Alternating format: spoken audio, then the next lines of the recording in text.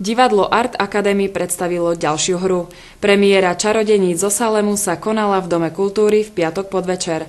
28 účinkujúcich a tvorcovia divadla zožali aj tentokrát obrovský potlesk. Režisérka divadla Art Academy opäť raz sadila na známú hru. Svojich študentov obsadila do hádam najznámejšieho divadelného titulu s témou Inkvizície Čarodejnice zo Salemu. Ja mám vždy pocit, že my máme veľa talentovaných dievčat a ja som pol roka hľadala hru, ktorá by bola hlavne o dievčatách, takže som prešla všetky zdroje známe a vlastne táto hra je najhranejšou hrou v anglicky hovoriacich krajinách, tak v Spojených štátoch hlavne, a má obrovské úspechy v zahraničí, takže prvýkrát na Slovensku sa hrala u nás v Poprade v Tatranskej akadémii. Ide o jedinečný projekt divadla, či už preto, lebo hercami sú vlastne študenti súkromnej strednej odbornej školy, alebo preto, že ide o predstavenie v anglickom jazyku. Každé to divadlo je úplne osobité, úplne svojské, stále my všetci čakáme, že aké práve toto predstavenie bude, a v tomto divadle je úplne najúžasnejšie,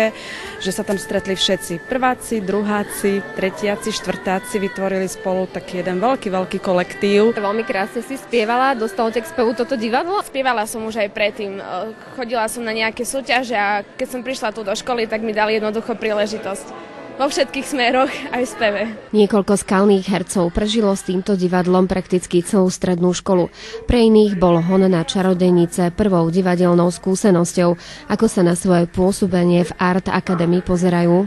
Určite mi to dalo veľa, čo sa týka angličtiny, aj prejavu, ktorý vlastne sa mi zlepšil od tej doby. V divadle je vždy super kolektív a nielen na pódiu sa cítime dobre, ale aj mimo neho, a tým pádom vieme podať super výkony, si myslím. To bolo úžasné, hlavne tá klaňačka, keď všetci zrazu tliskajú a bolo to super.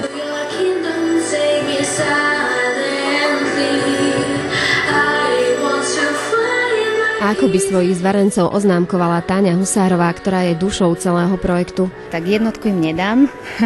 Na jednotku to by bolo veľmi skoro, bola to predsa len premiéra a vždycky najlepšie predstavenie je, až keď sa párkrát hrá. Takže 1 mínus, nehnevajte sa, žiaci moji. Myslím si, že bolo to super. Mne sa to veľmi páčilo, pretože ja už som bola na niekoľkých predstaveniach. Bolo to nádherné, chvála a patrí pani učiteľke, fakt, čo dokázala s tými deťmi. To sa nedá opísať. Krásne, krásne.